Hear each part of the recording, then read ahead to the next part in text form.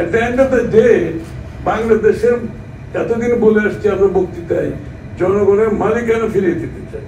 তো মালিকানা যদি ফিরিয়ে দিতে চান, let the people decide।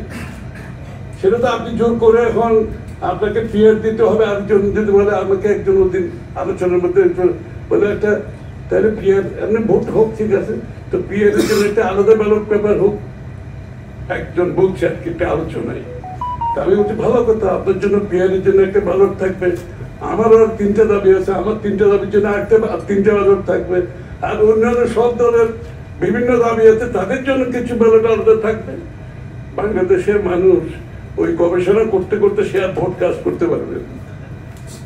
সুতরাং এই ধরনের অবাস্তব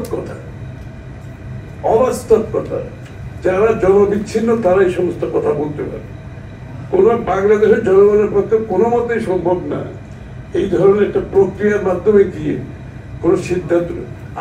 আপনার একইভাবে তো আপনি করতে পারেন, আপনার নির্বাচনী প্রক্রিয়ার মধ্যে আপনার ম্যানিফেস্টোর মধ্যে আপনি বলেন আমি পিয়ার চাই, অথবা আর কিছু চান, আপনি ম্যান্ডেট নিয়ে সংসদে আছেন, এখন কেন এখানে ঠেলাঠেলি করতে লাভ হবে না।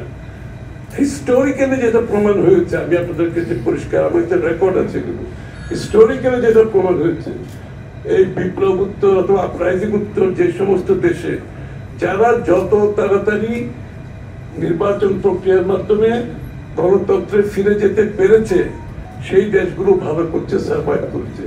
যারা এই ধরনের এই মতবিরোধ সৃষ্টি করে এই নির্বাচন প্রক্রিয়াকে পিছিয়েছে সেই সমস্ত দেশে আপনি দেখবেন চরম বিরোধে গেছে, গৃহযুদ্ধ চলছে, সমাজে বিভক্তি হয়েছে, অর্থনীতি তাদের ভেঙে পড়েছে, কারণ তারা আর কোনোদিনও ওই সঠিক প্রক্রিয়া, গণতান্ত্রিক প্রক্রিয়া যাওয়ার মতো অবস্থায় যেতে পারে।